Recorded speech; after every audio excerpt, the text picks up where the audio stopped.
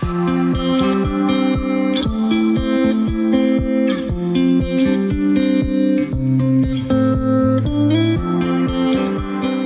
guys, welcome back to the channel. If you're new here, I'm Corey, and this is the Northwoods, where we're showing you that freedom is an adventure. Today's video, we're talking about maintaining our RV awnings to get the most life that we can out of them. Tip number one is to make sure your awning stays nice and clean, free of mildew. It'll help the material to keep it from rotting and dry rotting, and it'll last a whole lot longer just keeping it clean.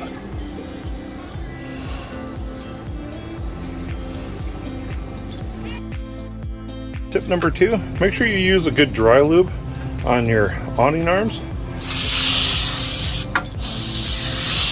Every once in a while, just give them a little bit of lubrication so that they slide and don't wear the metal.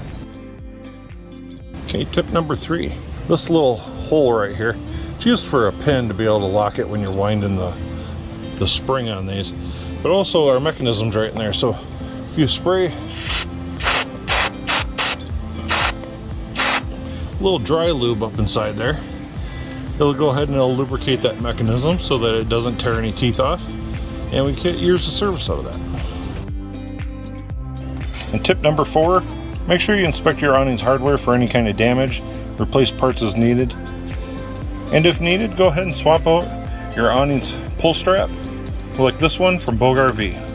I'll include links in the description down below if you're interested in this strap. So that's all there is to it, guys, to maintaining your awnings so you can get years of service for it, so you can kick back, relax with a nice cold beverage on a hot summer day, and know that your awning is going to last for years and years. So if you like the video, give it a thumbs up, comment down below, don't forget to subscribe, and if we don't see you on the road, we'll see you in the next video.